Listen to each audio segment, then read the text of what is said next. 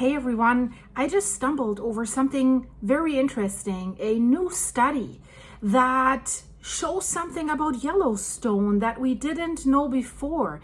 And interesting, what is the takeaway that the scientists is that they're getting from this? They say we're seeing Yellowstone more clearly right now, and it's even more active than we previously thought. So what happened? What did they find in this new study? Yellowstone has been swarming with, and hold your breath now guys, 86,000 earthquakes that we didn't know existed. So in addition to the ones that the USGS records at Yellowstone, there's an additional 86,000 earthquakes. And what does that tell the scientists? Well, they just said it, it's more active, but they were undetected, guys, beneath the Yellowstone supervolcano. Of course, they were not super big. Otherwise, the seismometers of the USGS that are basically everywhere would have caught up on those. So the scientists used machine learning to reanalyze 15 years of seismic data from the Yellowstone caldera.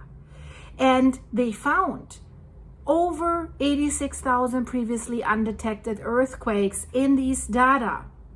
That's 10 times more than were initially recorded. And that's a high number, 10 times more than recorded with traditional methods.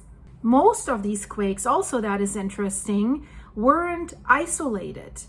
Over half of these quakes were part of an earthquake swarm. So a cluster of earthquakes that are appearing one after the other in a shorter period of time. Rapid bursts of small clustered tremors occurring across these rough, immature fault lines deep beneath the park. So they have a meaning. They are along the fault lines. So it means that something is moving. And before I tell you what else they found, just quickly, when this massive weeks-long earthquake swarm happened at Santorini, they were also able to use AI and detect that it's over 50,000 earthquakes already. So this is the great thing with this AI machine learning. AI, in this case, it's an algorithm.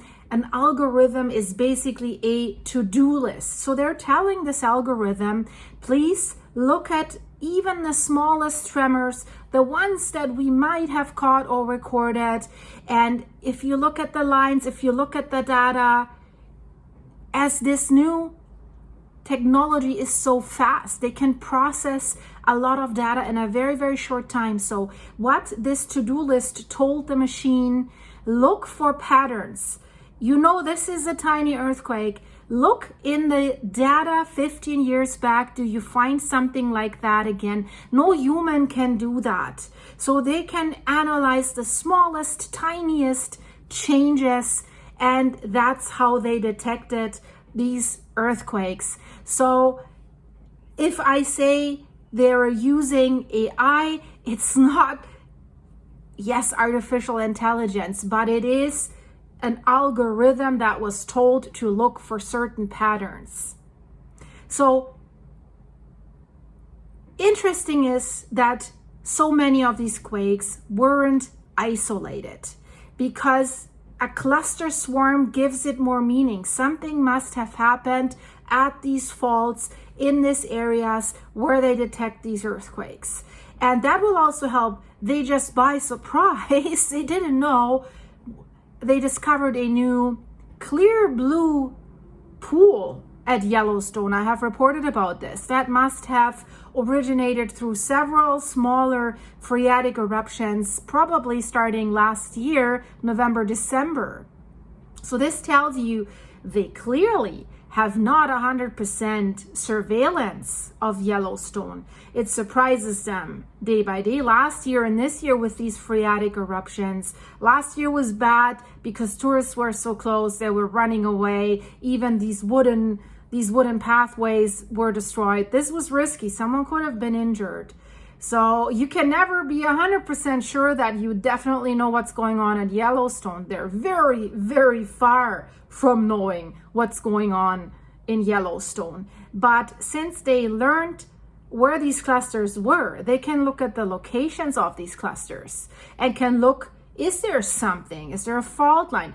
Was there something, liquids, anything? Was there something going on underneath?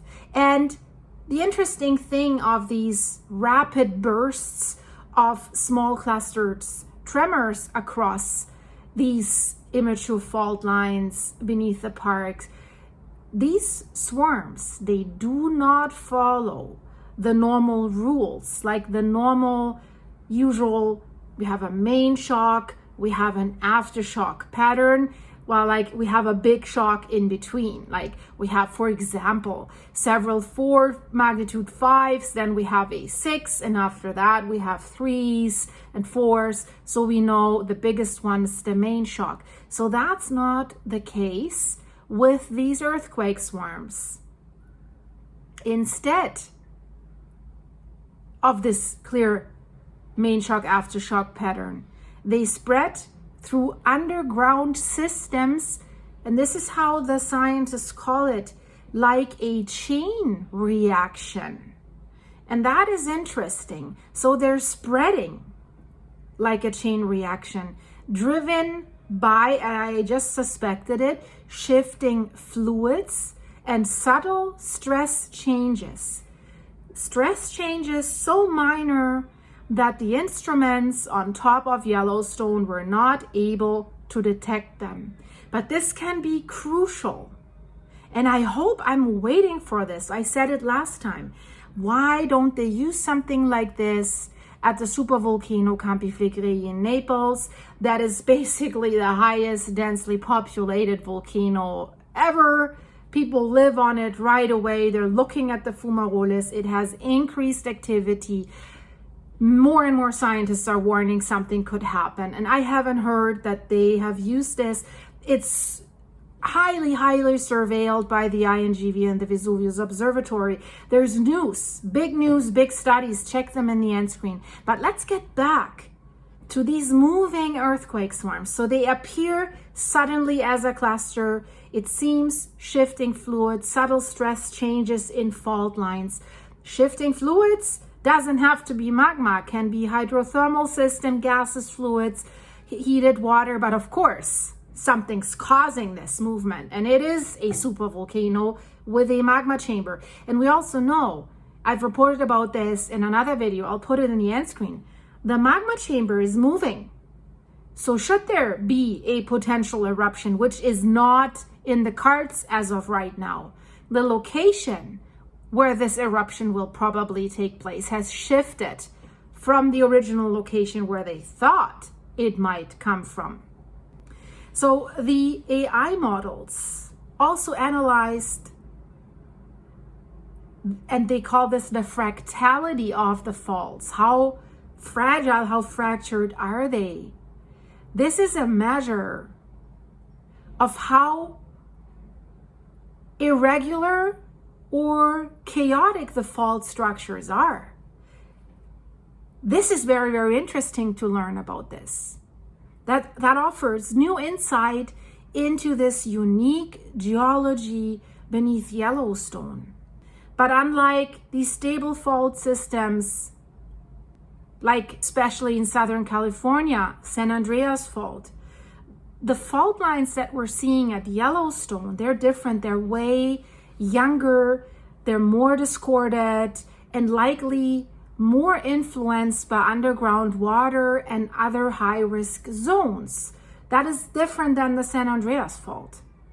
So these findings, that's what the scientists are very happy about. And they say this does not only sharpen our understanding of the Yellowstone's supervolcano, but they also offer critical lessons for volcano monitoring. Yeah, I said it. Please go to Campi Flegrei, because that has implications for public safety and even the geothermal energy if there's a new eruption at one of these pools, they can close it. Maybe if they feel something tiny is changing, they can close it down for visitors and other high-risk zones in Yellowstone. And by the way, many were worried about all these reports that the animals are leaving Yellowstone. The USGS has released a report and they say this is not the case. It's not that the animals are leaving Yellowstone because they feel that there's an impending eruption. What people might have seen is normal migration patterns of animals. And I think some videos that are being spreaded on social media, they're not even from Yellowstone. So no panic. There's no indication that there could be a supervolcanic eruption anytime soon, but we could see these small phreatic eruptions as we've seen already this year and last year. So if you want to visit Yellowstone, just be a little bit aware of that this could happen. But other than that, enjoy your visit, guys. But really check out the videos in the end screen. I would love to see you there. If you want to support the channel, check the links in the description. You can buy me coffee to keep me going. Right now, I'm out of coffee. It's a tragedy, so I have to take this. If you want to become a monthly supporting member, click the join button for behind the scenes stuff about my private life. Thank you for your supers. Thanks for liking, sharing, subscribing, commenting, and for watching, of course. If you made it to the end, I'm grateful for that. See you in the next one. Just click here. Bye-bye.